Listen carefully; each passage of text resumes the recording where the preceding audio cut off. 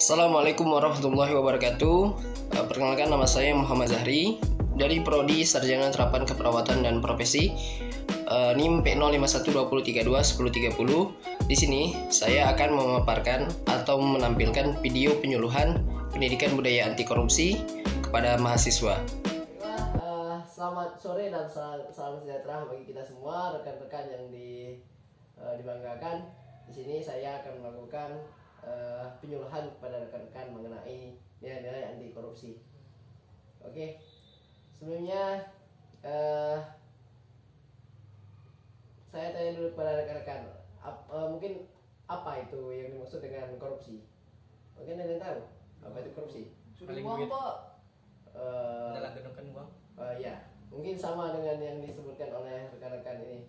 Oke, mungkin langsung saya bahas apa itu yang dimaksud dengan korupsi. Korupsi itu berasal dari bahasa Latin yang artinya corruption, ya, yang dalam arti harfiah yang biasanya diketahui oleh banyak orang, sesuatu yang busuk, jahat ataupun merusak. Itu pun tercantum dalam Undang-Undang Nomor 31 Tahun 1999 pasal yang ketiga. Korupsi adalah tindakan setiap orang dengan tujuan menguntungkan diri sendiri ataupun orang lain atau suatu korporasi, menyalahgunakan kewenangan, kesempatan atau sarana yang ada padanya karena jabatan atau kedudukan yang dapat merugikan keuangan negara atau perekonomian negara. Apa saja itu yang penyebab korupsi? Yang pertama tadi ada faktor internal, ya. Penyebab korupsi itu pertama faktor internal. Faktor internal itu merupakan faktor penyebab korupsi yang berasal dari dalam diri, dari diri kita sendiri.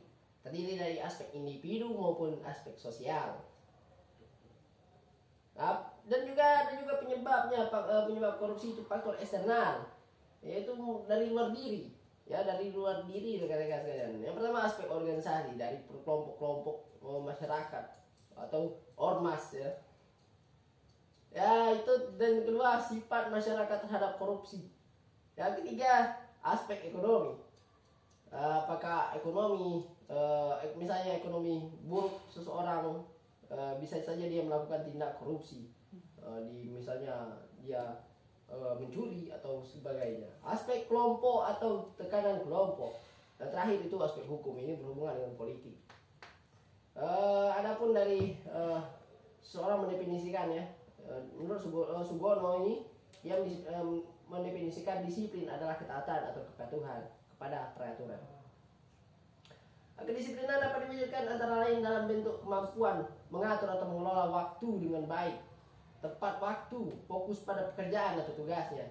Orang yang disiplin lebih percaya untuk melaksanakan pekerjaan dengan baik. Apa hubungannya? Bagaimana hubungan nilai disiplin dengan pemberantasan korupsi? Dikaitkan, ya, pemberantasan korupsi dapat dilakukan dengan pencegahan perilaku korupsi dengan menanamkan nilai disiplin. Kedisiplinan yang ada dalam diri masing-masing orang akan mencegahnya untuk melakukan korupsi. Yang kita cegah agar tidak melakukan tindak korupsi. Karena orang yang disiplin akan patuh pada peraturan dan bertindak dalam kebaikan. Adapun contohnya, ya, kita kasih contoh itu untuk siswa dan mahasiswa yang zaman sekarang ini, ya. Mereka yang suka tidak absen, ya, mereka yang mungkin mencontek dalam ujian, itu salah satu dasar-dasar untuk melakukan tindak korupsi, ya, kan? Ya, itu tidak bagus untuk kita sekarang. Jadi alangkah baiknya, ya, kita itu harus menanamkan sifat disiplin, yang mana disiplin itu sangat penting, karena disiplin adalah kunci dari kesuksesan seseorang.